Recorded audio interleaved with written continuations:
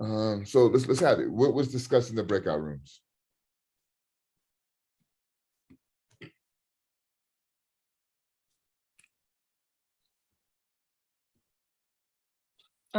Okay, so one thing that we did talk about in our breakout room was how it's not really about just the way like he grew up. It was about like he felt it was rooted in him Mhm. to take things a certain way or talk about things a certain way, do things a certain way. He feels more connected to it than he does like I guess growing up into it, if Mhm. that makes any sense.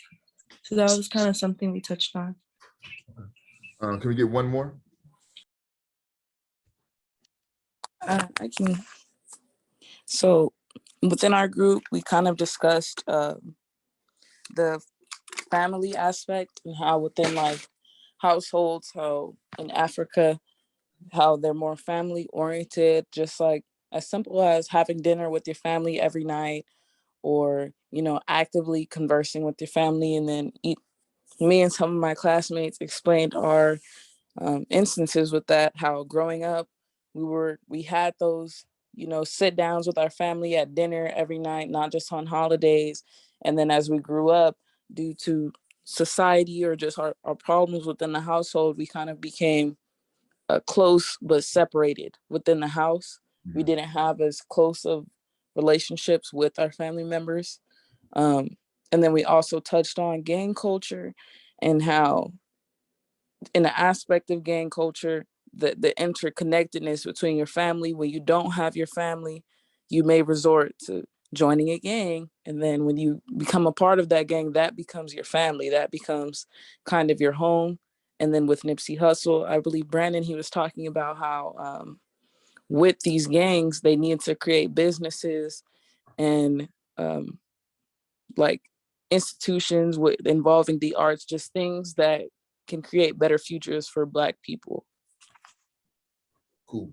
Thank you. So for sake of time, I'm going to kind of breeze through my notes fairly quickly because today is the last day that we'll have to fishbowl. So I want to give the opportunities for those who need to fishbowl to do so. So for me, and really, if you think about the three individuals that I centered to close out our semester, Malcolm X, Tupac Shakur, and Nipsey Hussle, literacy is a foundational and a fundamental component of who they are, right? They all talk about their reading list and their book list. And then the detrimental, Nip also talks about in great detail the detrimental nature of survival mode and how when you're in survival mode, a lot of the other aspects and components of life, you don't have the ability or the luxury to be attentive to. You're only focused on your survival. And then also how that survival mode leads to and bleeds into what we call a carceral society. Who knows what I mean when I say a carceral society? What does it mean to be carceral? I don't really know, but I would assume that it means like something to do with incarcerated. Yep, that's exactly it, Nicholas. Spot on, right? So a society that has a privatized prison system, right? A society that deals with things like the preschool to prison pipeline, a society that's steeped in what we call the prison industrial complex is a carceral society, and NIP is hyper attentive to that. This idea that the energy that you put out, it will return to you, karma, right? And he's testing that to gang culture. Like Pac, his music and his message is speaking to the hopeless. The importance of collective energy, right? So not only in his music making does he take a collective approach, but also in his like social projects. For example, the Vector 90 collective that he established in South Los Angeles, that is like a think space incubator for young creatives to come together and produce intellectual and technological work. He's also able to learn from other models and apply those other models to his work, right? He talks about learning from Apple and learning from all these individuals in other industries and applying it to the work that he does. Also, like Pac, he's attentive to preparing the next generation, right? And then, so Nip his father was from Eritrea, right? And my wife is from Eritrea. And a very large aspect of Eritrean culture, especially here in Southern California, when family members get caught up in gang culture, get caught up in and find themselves in trouble, oftentimes the parents will send them back to Eritrea to kind of reground themselves. And this is also true for Nipsey Hussle. And this also kind of changes his insight and his perspective on gang culture and allows him to kind of pivot. As was mentioned by Tanaya, he was able to recognize the importance of food as a central element of keeping the folk culture and the family together. And he also mentioned a very interesting point. He says that these traditions that he found in Africa far predate the norms of the Western world, right? Because he said these are ancient traditions that go beyond what just you see within America, because America really has a short lifespan when you think about it. And then he also talks about, I believe, I forgot who spoke first, but you're mentioning how, didn't really feel that gang culture was in his nature, but his environment kind of forced him into the culture. And he articulates it as, the streets, his surroundings, it turned him hard. And by nature, he wasn't a hard person, but he had to take on that persona to survive, right? He was turned cold by his environment. And then for me, the most profound thing, especially in the last interview, the longer interview with Ebro, his ideas around going to pull a mission, right? And when you're going into the other hood, you're not the person who looks like a square gets a pass, right? The white boy gets the pass, right?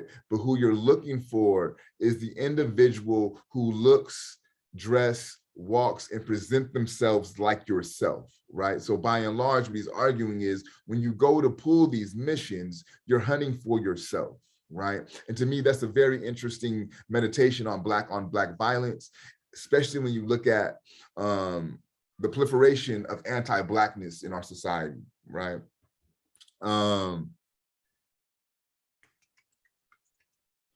Okay, and he also talks about, Crips. The original term for Crips was community reprogress revolution. Okay, yeah, community reprogress in progress, right? But for me, I've always heard it as community revolution in progress as the acronym for Crips. But either way, it kind of shows you that Crips had a different intention in its inception. He also mentions the meeting between himself, Top Dog, Snoop, and Kendrick Lamar. Top Dog and Kendrick being from the Bounty Hunters, Top Dog being from Bounty Hunters, Kendrick being from Blood Territory, right? Snoop being from the Rolling 20s, Nip being from the Rolling 60s. These are Crip affiliations, right? So even though these are warring factions of two different gangs, they were able to come down, sit down, break bread, and think about how can we move street culture forward in the future. Talks about crime as a matter of proximity, right? So you're going to do dirt on the people who are closest to you, which is an interesting meditation on black crime. Also this idea, right, that you can't judge a person's morals when they're in survival mode, because when you're in survival mode, oftentimes your morals are thrown out the window because you have to do what's necessary to survive, which also makes you look at crime a little bit differently, right? So for me, a crime of survival, you can't really judge somebody's moral character by that, because they were simply trying to feed their family, right? Put food on their table, put clothes on their back, or put shelter over their head. So really, is that a moral issue, or is that just a lack of resources? So for sake of time, I'll end with this. One of the benefits of gang culture, right, is gang culture is a true meritocracy, right? Because you're not judged by what you wear, you're not judged by the money that you have, you're judged by your commitment to your set and how down you are for the set, right? And how much heart you show for the set. And that's the sole criteria for being accepted into gang culture, right? But then he also offers a critique of gang culture, because he's saying that the OGs that taught them how to engage in this activity, they're not attentive to how technology has fucked up the ability to engage in violent activities, right? He says that the phone it tracks you. And he gives you the example of the shootout at the gas station on the corner and how everyone who was at that gas station got brought in because of their phone was attached to those towers, right? So he says the technology and laws like gang enhancements create for a situation that this gang culture and this gang lifestyle is no longer sustainable. So we need to start looking at different models to engage in and start to move these gangs into more legitimate business opportunities, right? So I'll put my notes on pause there and we'll transition to the fishbowl. Again, today is the last day to fishbowl. Does anyone want to volunteer to fishbowl? Just wanted to make sure that I think I have three. Yeah, you're good, Mohammed. I know you for sure you're good. Okay, all right. And then I see your hand, Autumn, so we'll have you for one. Hold on, got the chat popping. You got Zoet. Albert, I got you. Let's chat real quick. And then Nicholas, we got you. So our four for today will be Autumn, Zoet, Albert, and Nicholas. Whoever would like to start it off, it's on you. I'll go first. I just thought that this like the interviews with Nipsey was relatable. I mean, I grew up in Los Angeles and there were gangs, and I don't know, I feel like when he talked about like survival mode or the streets turning, a person cold, I can like understand like a lot. Like I don't know how to explain it. It's just that where I went to school, I say it was like, the heart of Los Angeles, where we had, like we had a police station attached to the school. They had dogs, they had detectors. We would get like daily searches for anything, weapons, drugs, whatever. And before I got into high school, I didn't live in, I mean, I'm always been like born in Los Angeles or whatever, but I lived in like a more predominantly white neighborhood. So I felt like I was thrown into a different type of world and I had to learn to adjust. And I don't know, it just made my personality change, even though I don't think that I'm the type of person that's like violent or um like, I don't know, just going to a school for 4 years made me the type of person that I was ready for anything at any time. And I'm not like a person that's easily picked on, or I don't let things slide like that, come off strange, because I learned that if you don't protect yourself, then, you it's over for you. So that's just one thing that I could just like listening to him talk, it made me reminisce, I guess.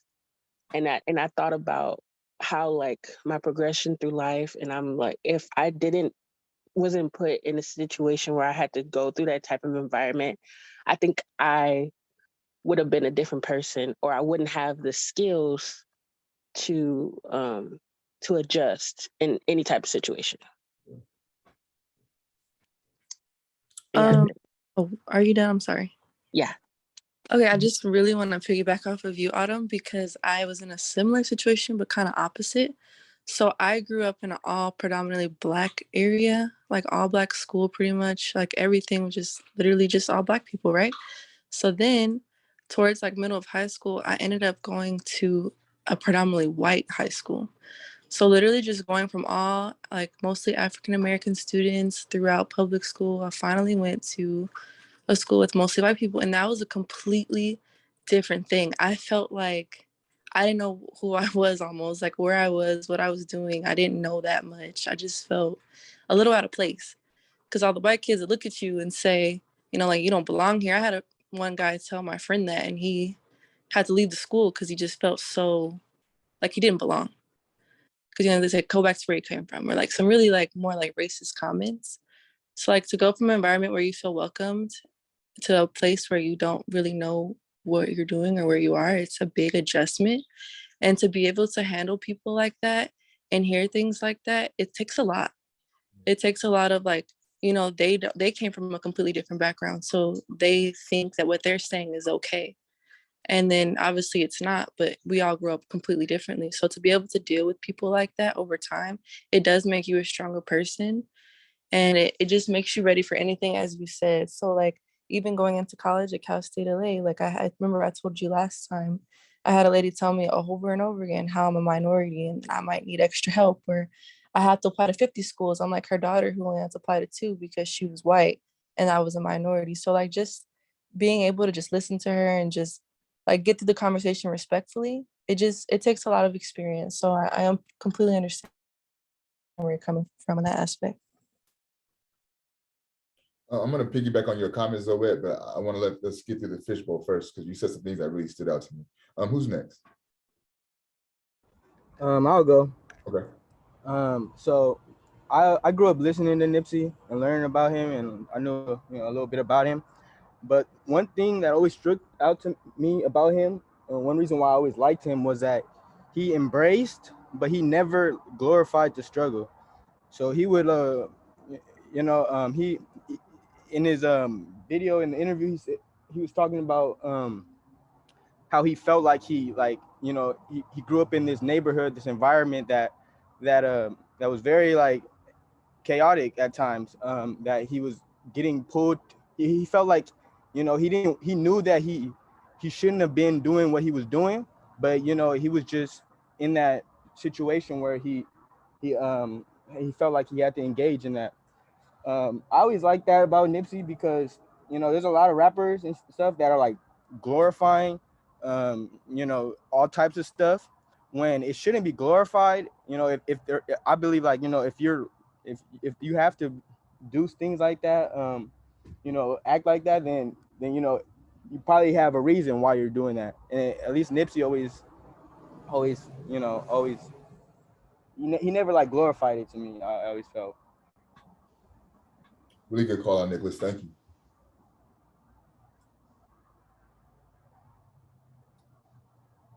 Albert, I think it's on you, man. Okay. Oh, I want to get into the culture that he felt better in Africa. I kind of feel lost here, being in Los Angeles sometimes. Oh, and then I get into where he talks about the way of living dangerous, choosing fame or being broke, but showing your love. With fame, you can lose everything that may be important to you, or you can choose being broke, but also giving to others that may want your support.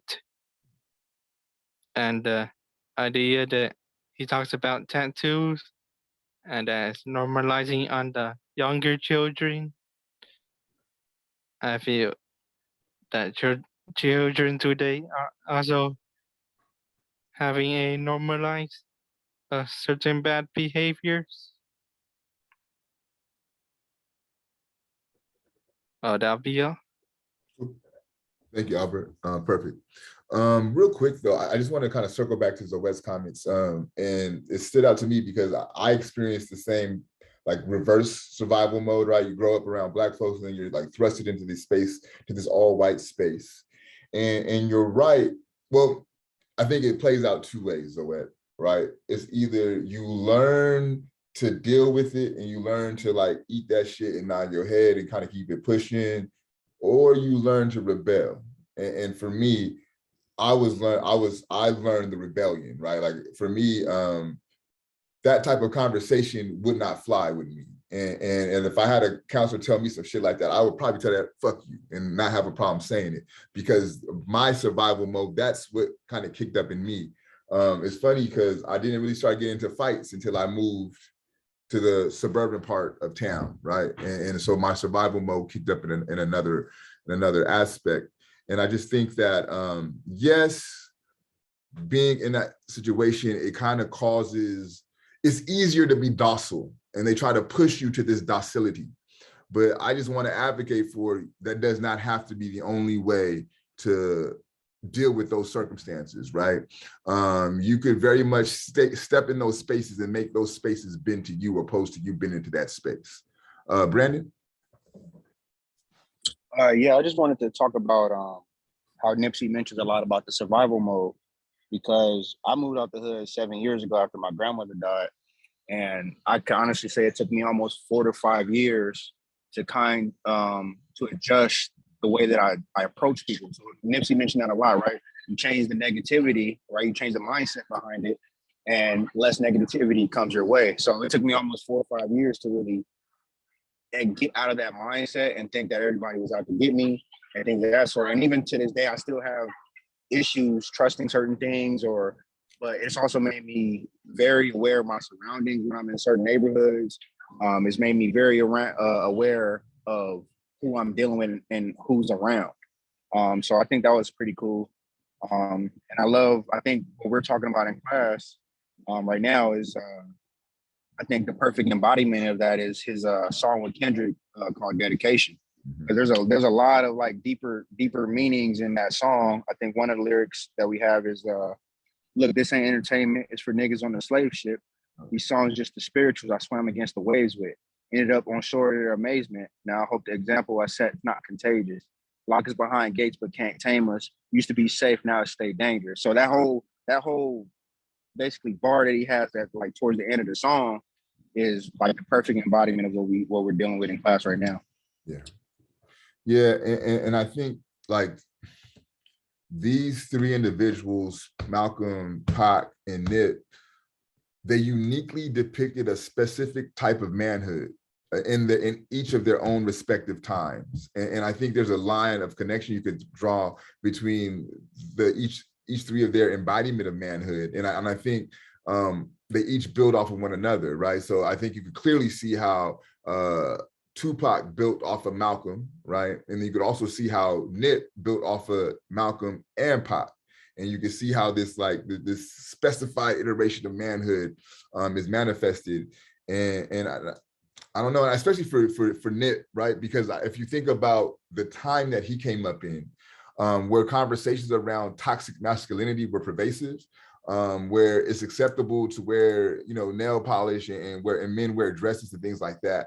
And again, not to call out men who do that, right? But I do think that there's a different discourse at play to where that type of representation of manhood is more accepted on the mainstream than the type of manhood that Malcolm embodied, that Pac embodied, that Nip embodied, that some may say is toxic, right?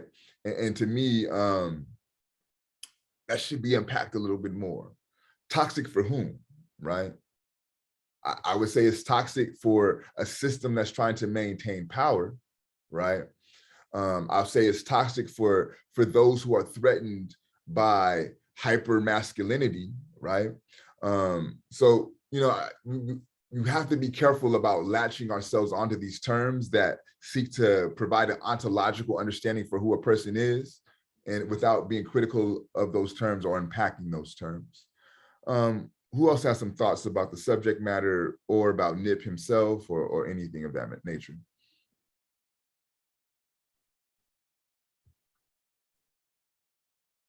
Sulana Sepi, I'm curious to hear your thoughts. And then we'll go to Irsimi.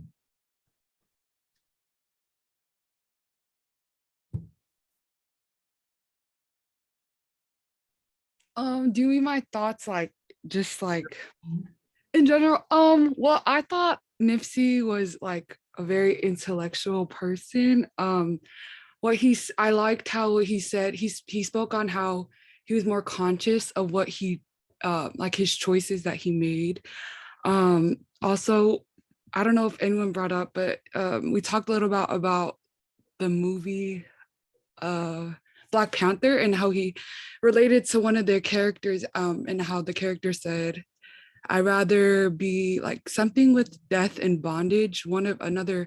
He said death is better than bondage, which I think that just shows like his what he's trying to get away from, like in the institutions, and like he was very independent, and that's what I admire from Nipsey the most. You know, real quick, and I see your hand, Erisemi, but I kind of want to sit with something Suliana Seppi said, right? The quote was, throw me in the ocean with my ancestors who would rather die than be locked in bondage, right? And Suliana Seppi is saying, you know, that's informative for her because she is attentive to his relationship with being in bondage, right? Incarceration, right? The bondage of gang activity, right? The bondage of contracts from business corporations that will keep you limited, right? So his music career was an independent career, right? He's one of the few artists who own the rights to his masters, right? So these are all moves of fugitivity to keep him from being in bondage. So I think that's a very attentive call out on your part, Suyan Sipi. Thank you. Erisemi? I was just gonna say, Nipsey life, it's very typical from mostly all gangs real life, because they all go through the same situation. The society fell in providing them what they need, and including parents. And that's one of the what they go through, gangs, because they need the warmth and they need the people to listen to them that they don't have it at a house or in the society. So I think I watched another video where he was interviewed from a radio station, that he said he didn't really got out from gang. I'm not sure if that's correct. Yeah, he's saying nobody really get out from the gang. So and I think yeah, he's an example of like anyone can rehabilitate it, anyone can have a second chance in life, and they need to be respect. And we don't know their life. You have to put your feet in their shoes to feel what they go through, to understand them. So I think, yeah, that's all I have to say. Yeah, I think that's a really good point. And to your point, Erisemi, like hopefully, right, these interviews causes you to look a little bit differently at gang culture, have like a more of a nuanced perspective of what gangs are, not just, oh, this is just a pariah that's tearing up the Black community, right? But they serve a purpose. They had a historical purpose, and they're filling the needs that were left by and large by the government, right? So yeah, and also again, right, many of you didn't have a chance to experience Pac, like that was before your time. Myself, I didn't have a chance to experience Malcolm, that was before my time. But Nip, for most of us, right, that's media res, that was in our moment, that's contemporary for us. And so I wanted to offer something a little bit more contemporary also to close out the semester. Is there any